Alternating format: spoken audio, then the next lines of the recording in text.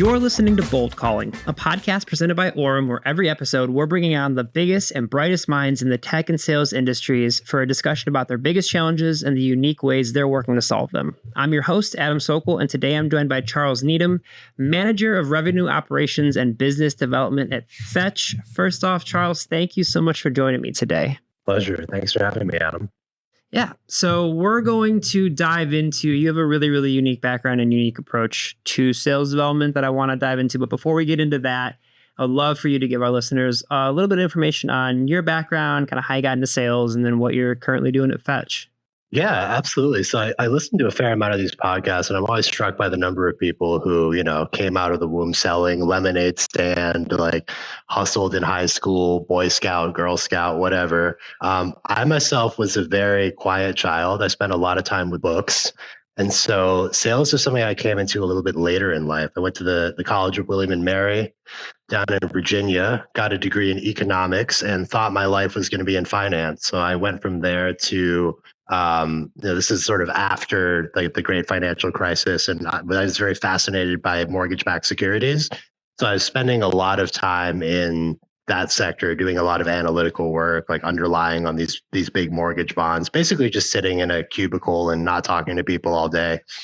And I went from there, got a job on Wall Street, did that whole thing, did private equity, and it just wasn't a great fit for me. I didn't enjoy it a lot, but I didn't really know what I was missing out on. And then, as fate would have it, pandemic occurred, work from home the first time.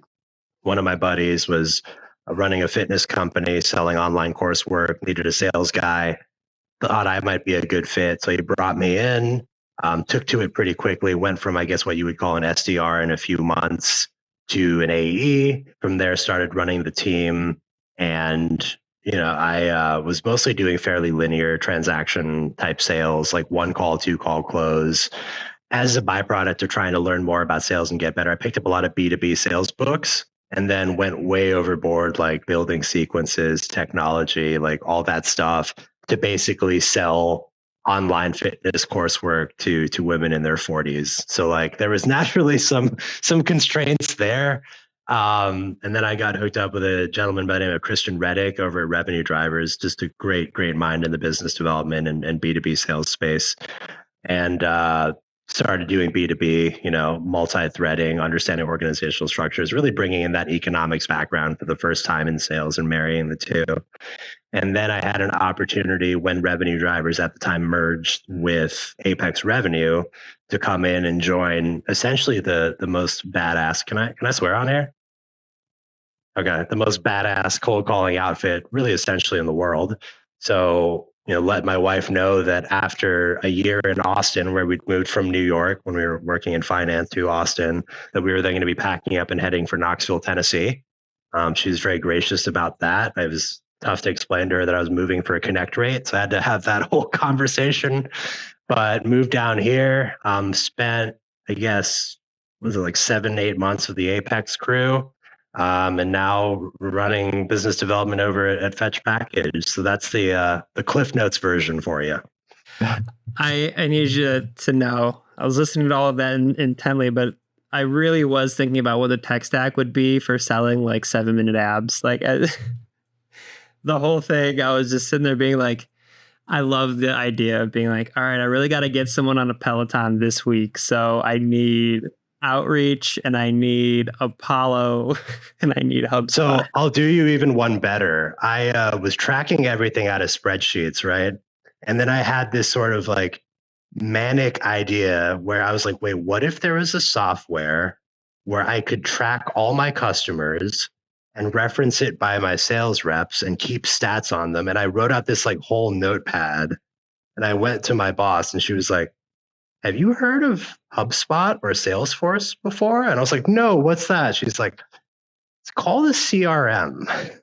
So I like invented in my own mind a CRM and was just like feverishly sketching out on notepads. But actually got started in a program called Go High Level, which I know is not super popular among the, I would say like the tech snobs, but was sort of like an all-in-one platform where you could basically do anything you want. It's like GDPR, throw it out the window. You want to send 10,000 emails, no problem. The automations were linked to absolutely everything with no safeguards.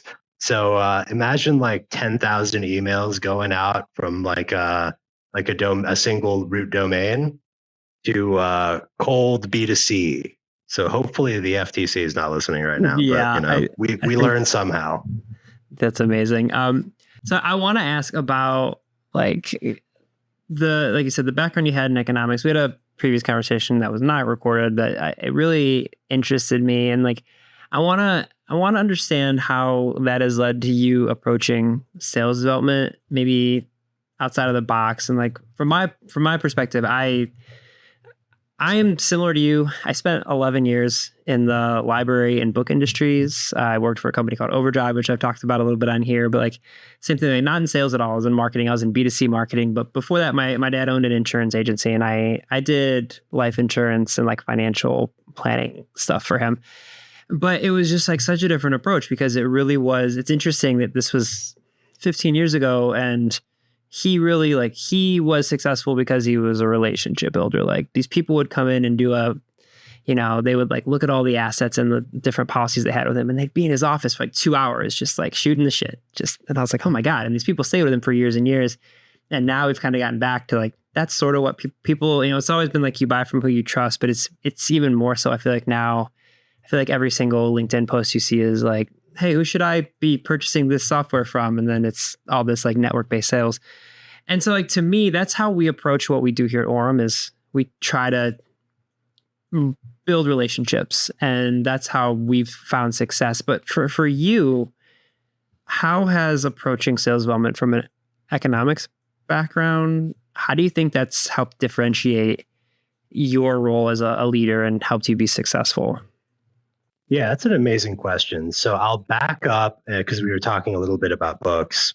One of my favorite books ever is Meditations by Marcus Aurelius, very famous like philosophical tome, The Emperor's Diary, dealing with life and sort of his perspective on everything. And one of the concepts in that book is the interconnectedness of everything.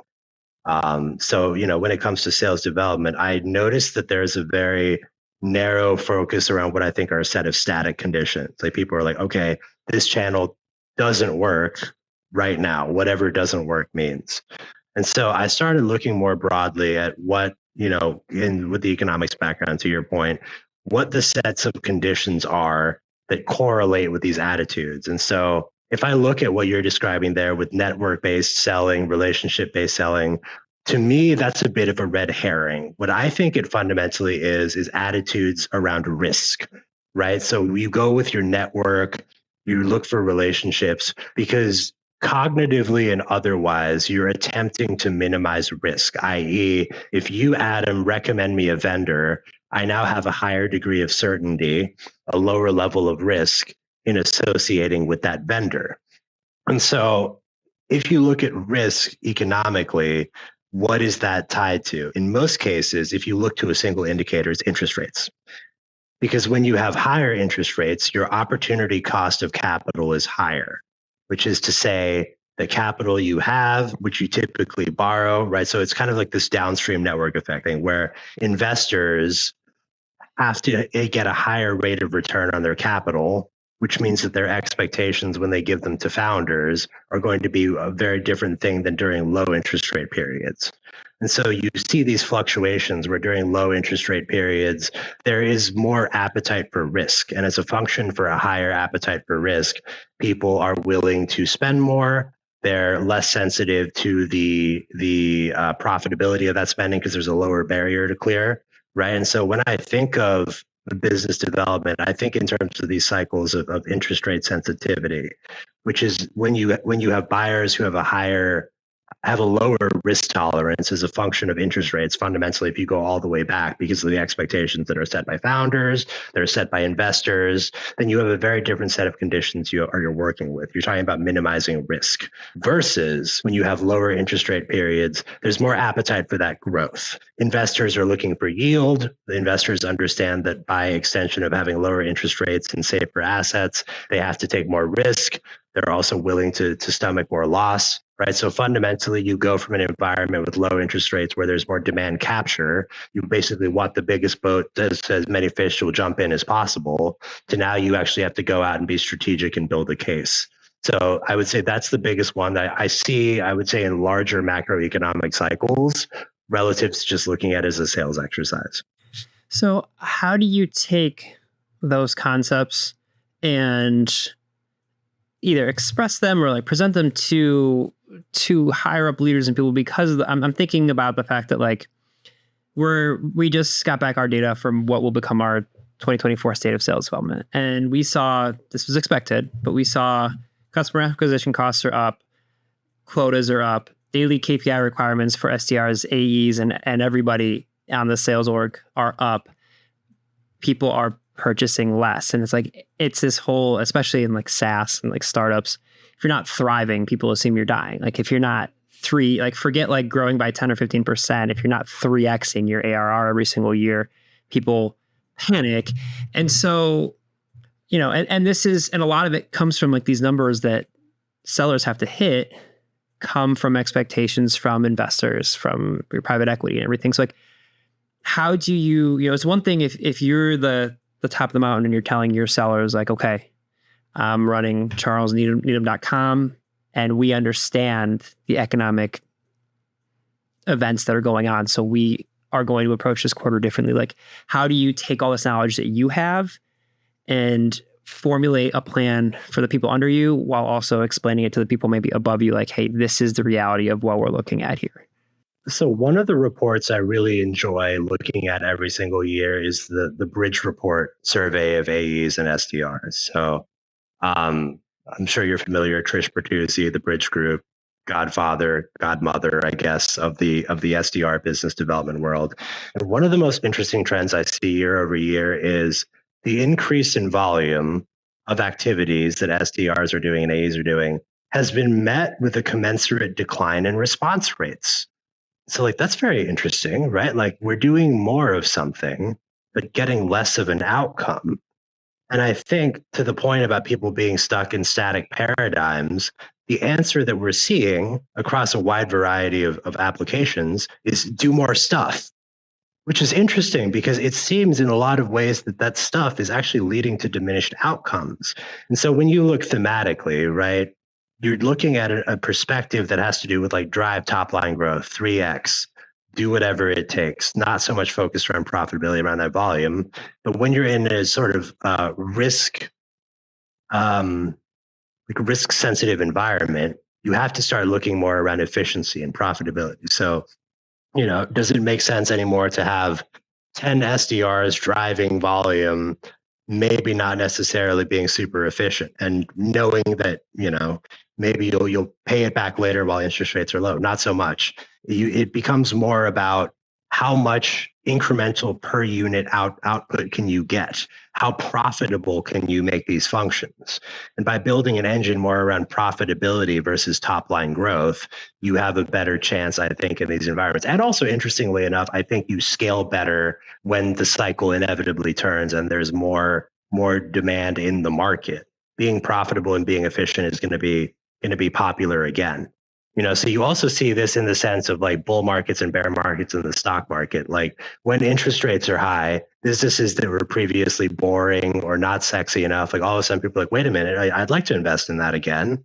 But during bull markets, it's like, oh, that's not growing 200%. Like I'm out. But now everyone's going back to like utility stocks and stuff like that. So it's just navigating these sort of overall economic cycles that I think is important. Yeah. Listen, at the end of the day, I think you should just put your money into buying a car wash because those things are just basically, you put a little bit of money in them and then they're self-sustainable. I jest. Please don't do that, everybody. One of the conversations I always relate is I was getting my haircut back when I lived in New York City. And this was like at the height of the bull market, like NFTs were ripping at this time. And my barber was asking me like, hey, if you had to buy crypto, what would you do? I was like, I would probably just, dollar cost average into Bitcoin and Ethereum and the market leaders and just leave it alone. Right. And he said, those are the slow growth ones. And I remember pulling up a chart and it had grown like 50% in the past 6 months. I was like, what do you mean? He's like, yeah, but those are one of the slow ones.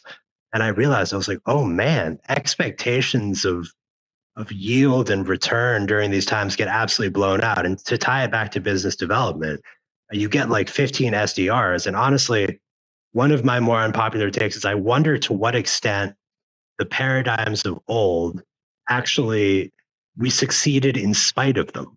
So I'm sure we've all had that experience where we go to buy a product that we want anyway, and we have, discovery meetings with SDRs, and then we're passed off to somebody else who takes a week to respond to the email, and we put up with it because we have the capital and we want to buy the solution anyway. But in some ways, I wonder how much of this edifice has been built in spite of itself. Like, how much of that capital was ready to be deployed anyway, relative to these methods being efficient? Yeah, to keep looping books into our conversation, I feel like a lot of the sales development is very Kafkaesque. Like, it's the trial. It's just constant loop and not really knowing, and there's red tape. The elephant in the room for us, like, honestly, from a sales development standpoint, is, we're a seat-based platform. Obviously, there are organizations who purchase hundreds of seats of Orum for their hundreds and hundreds of SDRs. Whether those are like OSPs who are dialing on behalf of other places, that's one thing. But like, the elephant in the room is like, our platform is designed to make your sellers much, much, much more efficient and better at their jobs in less time. And so and it's also, if you give 5 people an AI powered dialer like Orum and a tool like Clay to do all the research, and, a follow-up tool, and they kind of have this small but very efficient tech stack, they can get much, much more done. And to your point, it's also much more sustainable because the shelf life, quote unquote, of a SDR is like 6 to 18 months. And if you're going to have to keep replacing people, you want to replace 4 of them instead of replacing 20 of them if they can be just as efficient. So I do think you're right that, like, it's not about volume, and it's also not about volume of outbound. We're seeing more and more, like, the data in this report that we're going to release. It's like, it's less about, hey, can you make 500 phone calls today? It's, can you have 10 great conversations with really, really potentially impactful accounts that maybe they're strategic, but regardless, they are really, really strong accounts with big potential. That's much more important than, like, can I call 500 people? So, like, for you, what are the things that you're constantly evaluating and trying to understand, like, moving forward, about how to drive that efficiency for your team?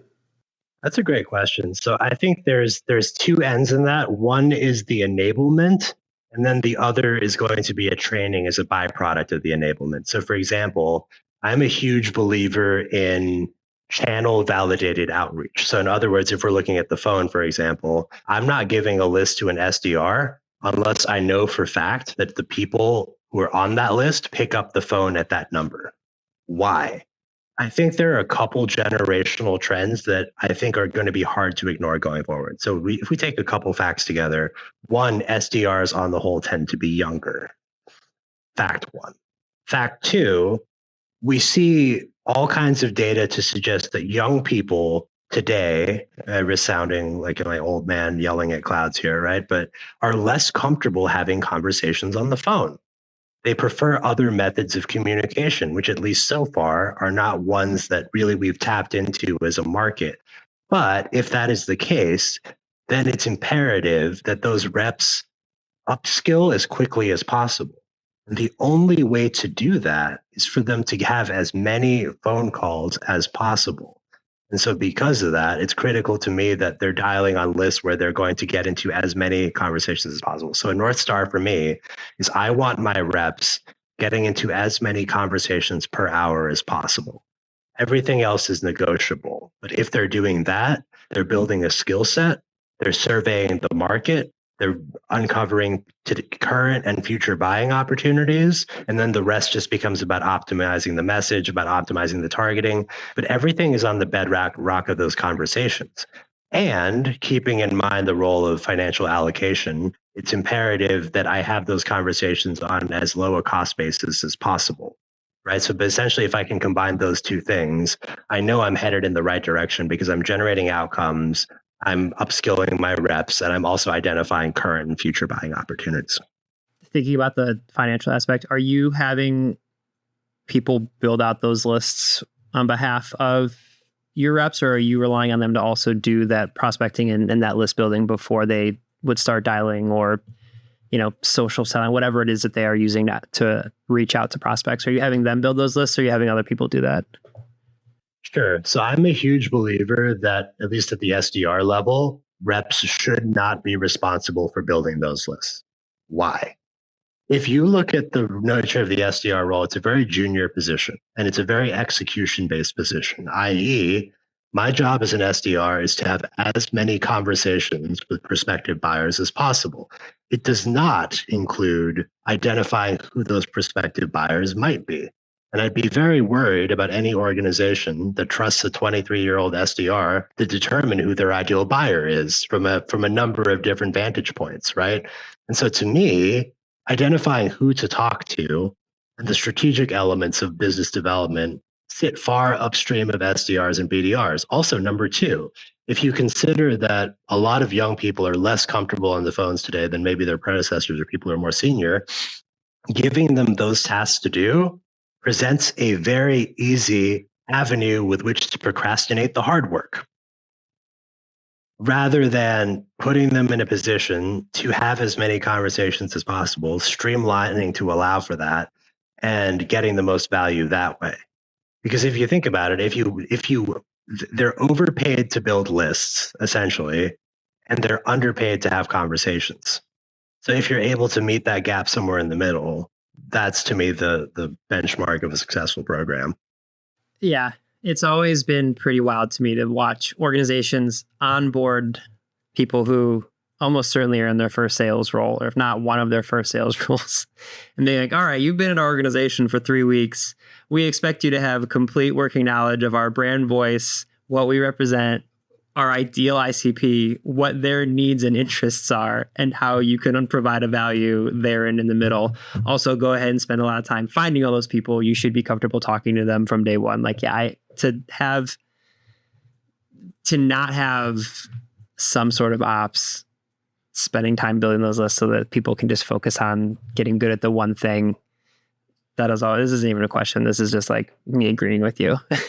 Yeah, it's ridiculous. And then also, if you think about it, there's all kinds of sub proficiencies that are not only hard to train, but at the end of the day, training doesn't help the SDR do their main job of having more conversations, right? So, I mean, if I'm a brand new SDR and somebody gives me an Apollo login and says, go call down this list, I've really given them no intelligent prioritization as to who they should be calling in what channel. So I'm really just sitting there hoping that a fresh college grad is going to be able to somehow by osmosis figure all these things out, when the reality is if I'm doing that, I probably don't know either. So this goes back to what we were talking about, the paradigm with the low interest, zero interest rate period and demand being out there, right? Which is, if there's enough demand out there, you can accidentally hit pay dirt pretty frequently, but it doesn't necessarily mean this is the best way to go about it. And so I'm a huge believer that by, hat tip to Adam Smith, specialization, putting people, clearly defining what people's roles are, minimizing outside distractions, you get the most efficiency per unit of time, which is ultimately what we're all looking to do. I'm curious, you seem to be very comfortable with all of the different, all the different aspects of approaching sales development and leadership. But what is the thing that's the biggest stressor for you currently, other than having just recently started a new role, which I imagine involves lots of stressors? Like, what is something that is stressing you out the most right now, and how are you kind of working to resolve it? What is stressing me out the most? Let's see. That's tough for me to answer because I try not to stress about things. I come at it from more of like a productive perspective. Like, it doesn't really help me to stress. I will say one of the things.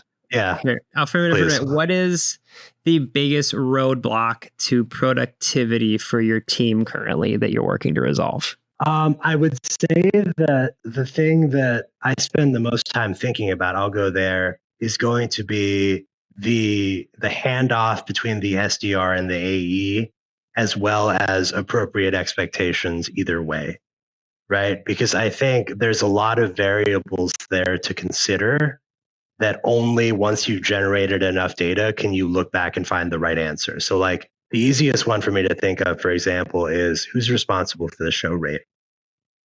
Because if you have a handoff, then you have a place where you could argue either way that somebody's responsible for the show rate, but ultimately deciding who is will impact what happens next. So if the AE is responsible, you have the potential that SDRs will then hand off opportunities that aren't necessarily as qualified as they should be, knowing that AEs are responsible. But if AEs aren't responsible, then you reduce the probability that the necessary activities to get that meeting to show up will take place. And so that's one of those dynamic things that varies situation to situation. I don't know that there is a right answer, but there is a right answer for any given situation. But again, being relatively new in the function, the meetings I've scheduled have not come to pass yet. That's still a big unknown for me. So I spend a lot of time thinking about how KPIs impact incentive structures, which then impact activities. So I would say that's the biggest one for me is how do you successfully manage that handoff from SDR to AE? What are the trade-offs between having an SDR manage more of that relative to prospecting net new versus how much should the AE do as well? So I would say that's probably the biggest thing I spend a lot of time thinking about because I don't know that there's any one right answer. Yeah, I will say, getting back to one of the initial points we're talking about is like why we have so many customers of Orum who tell us like that, all things being equal between different platforms, because so many platforms are so close, they choose us because of our people. And I think we think a lot about that handoff from SDR to AE and then AE to CSM and like kind of keeping, how often do you keep people involved in the conversation and how do you streamline and eloquently do it in a way, like you said, where your SDRs can get back to the thing that maybe they're supposed to be doing versus AEs. It's a big question, I think. And I think you're right about it's always going to vary from customer to customer, prospect to prospect, deal to deal. Okay. I think it's interesting to try to approach it. Is there a framework you've thought through as you're just kind of ramping up these conversations with your team that you're leaning towards, or are you still very much evaluating like if it'll be the same in this role as it was in previous organizations? So I the only first principles perspective that I'm coming at this from is that you want to incentivize the behavior you want as close to its occurrence as possible. To think almost kind of like in a Pavlovian sense, right? So you present the food, you ring the bell, like the two are related. And so I would say that as close to a meeting being as accepted as possible, you want to reinforce that, either AE or SDR, again, situation dependent. But speed to reinforcement of behavior, I think, is really the only logical way to start from a first principles perspective. And I think building in a couple of those feedback loops prior to a meeting is the best way to go about that. Almost like a gamification on the part of the prospect. And I mean, I think that makes sense. So like you said, I ultimately, people can, I don't want to speak for the masses, but people can say they're motivated by like enjoying the people that they work with. And that's great. I love the people I work with. If you ask me the thing I'm motivated by, it's watching my paycheck grow. And so if I know this thing gets me more money, like you said, is very Pavlovian, it's like, I'm going to focus on that thing. So I think that's probably the best, a good path to go down. I think that'll set you up for success. I think it's Warren Buffett or actually it was Charlie Munger, RIP to a real one, who said, you show me the incentives, I'll show you the outcome. And he was a pretty smart dude, so hard to go wrong with that. Yeah, I don't think the jury is still out on that. I think they know what they're talking about when it comes to successful businesses. Yeah, no question. Yeah. All right, I want to have a little bit of fun. I'm actually really interested. I have a bunch of kind of like lighthearted questions for the end here. I'm really interested in this. What was your first job? Well, this could have been like when you were a kid. I know we joked about the lemonade stand and stuff. Like, do you remember what your first job was? So actually, I my first job was actually an internship. So I was a reporter. I was born and raised in Thailand. So my first job actually was as a reporter for the Bangkok Post. So yeah, it was especially pretty cool. So I did a lot of like, you know, interviewing people for the magazine, writing op-eds, doing book reviews and stuff like that. So it's the major English language newspaper based out of Bangkok. So that was a really cool experience. My my first internship. I went to I talked about this in a previous episode. I went to graduate school for sports marketing, which I'm clearly sports marketing and sports management, which I'm clearly using here, helping sell a sales platform. But I was working for the University of Northern Kentucky, and they had just put in this like their Division II college, but they had just put in this ridiculously nice basketball arena, and so they needed to fill that space and justify the cost of this, like and so they were bringing in like monster truck rallies and like Reba McEntire concerts, and my job was to like package up content for those things and then like send them to local like sports talk radio places. Anytime you would hear like a sports talk radio and they'd be like, we got 4 tickets to this weekend's monster, like that was the stuff I was putting together. Yeah, so your internship sounds a lot more fun than mine. That's hilarious. It's funny how they do that out of order, right? Where it's like, all right, we're going to build this like gigantic stadium and now we're going to figure out how to fill it. You're like, that doesn't seem like the right order of events. Yeah, I know. I think it worked out. I think they became a Division I, and I think they made it to the NCAA tournament now. But like, yeah, it was. I remember Northern Kentucky, middle of nowhere. I went to school at Xavier, which is in Cincinnati, so it was just kind of north of the Cincinnati border or the Ohio border. But I remember like getting this job and then driving 20 minutes in the middle of nowhere to Kentucky, and then all of a sudden there's just this like palatial basketball arena. I was like, why is this here? But that's what it is. I guess it's not that similar from sales teams, right? They're like, all right, we're going to hire at 10 SDRs to drive growth. And you're like, how? They're like, well, there's 10 of them. Like, no, I understand that there's 10 of them. How are you going to have them execute? What's the plan? And they're like, well, there's 10 of them. There's 10 of them. Yeah. Something's going to happen. Yeah. Didn't you just hear us? There's 10. Something's going to happen. Meeting's done. Let's go to lunch. Do you remember, you don't have to name organizational names. What was your worst job?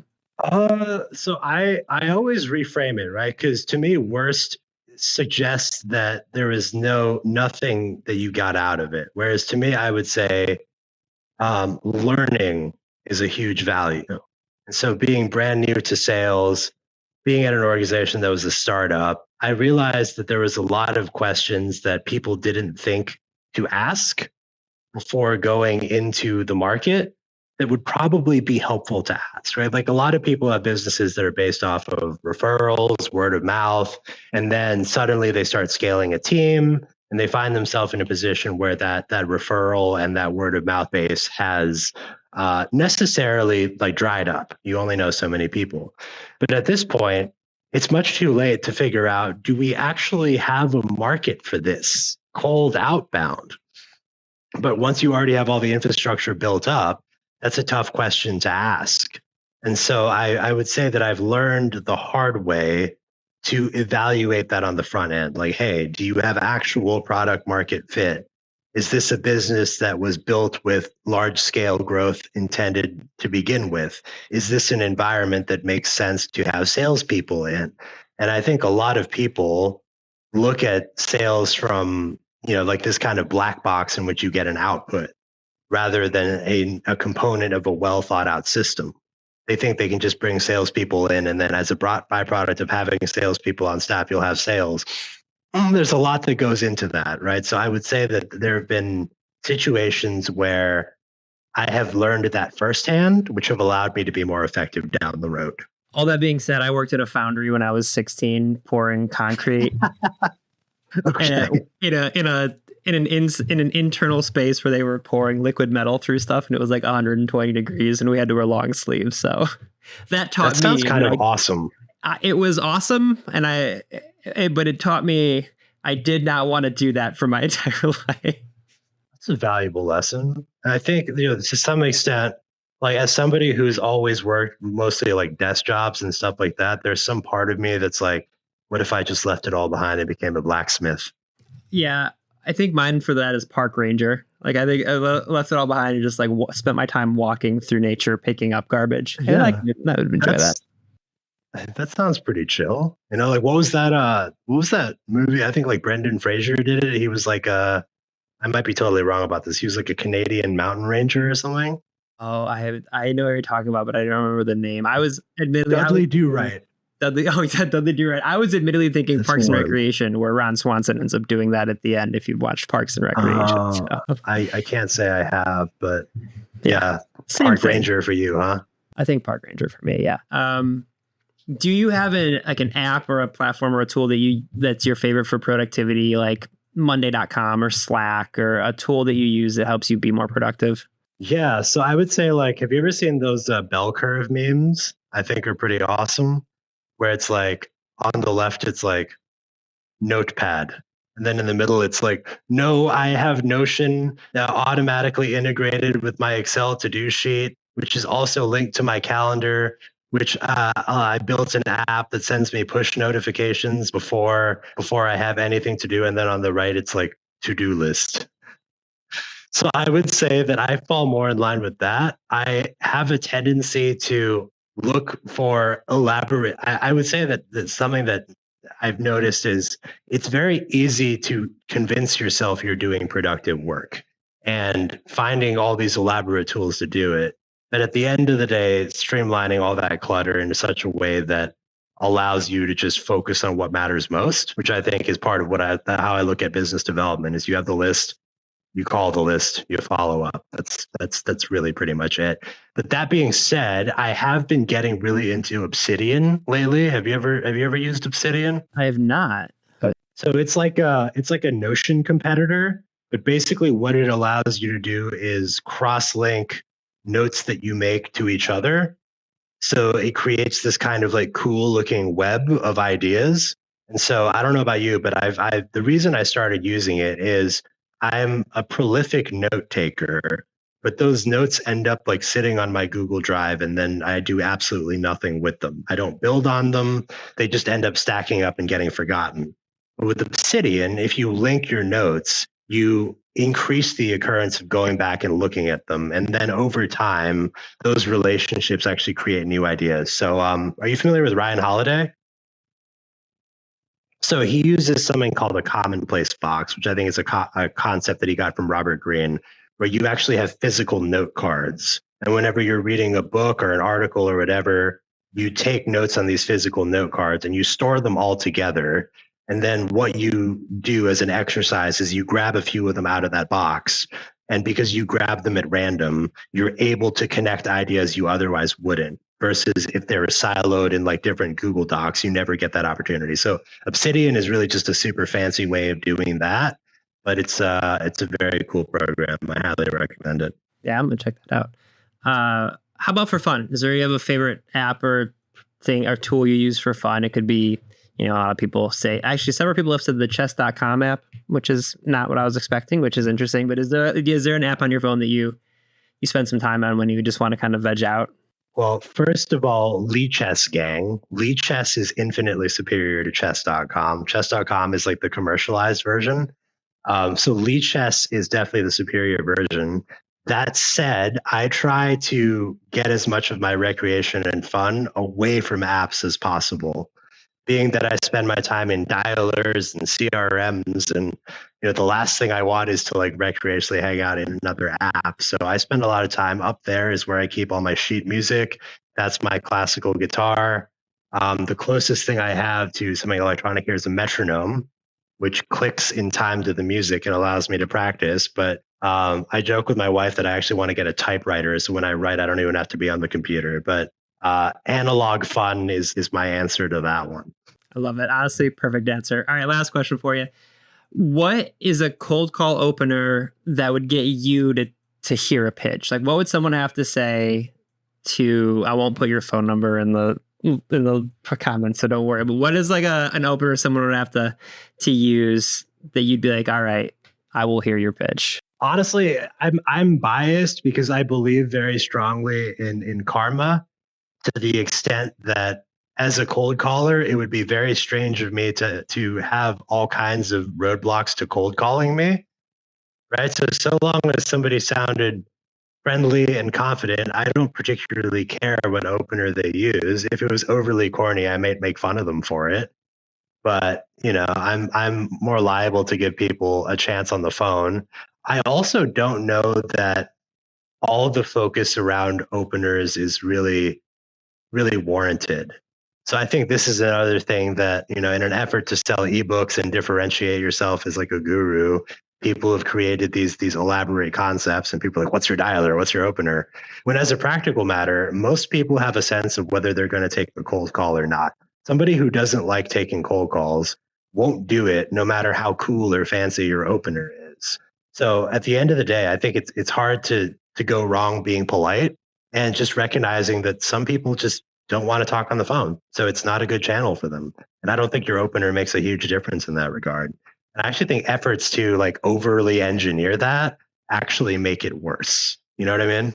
I may need to tweak this last question because I initially was like, I'm going to use this as a way to hear a bunch of different types of opening pitches. And all it's really been is I bring on a bunch of sales professionals, and I am also in this space, and we're all like, yeah, I'll take a cold call. I want to hear what you have to say. It's like, we're all just like so agreeable to it. I'll give you a chance. Yeah. What? And then I'm always like, what dollar are you using? I heard there was a beep. What's going on over there? Charles, this was an absolute blast. I really, really appreciate you for taking so much time with me. Thank you for joining me today. Of course. Thank you for having me. Always a pleasure.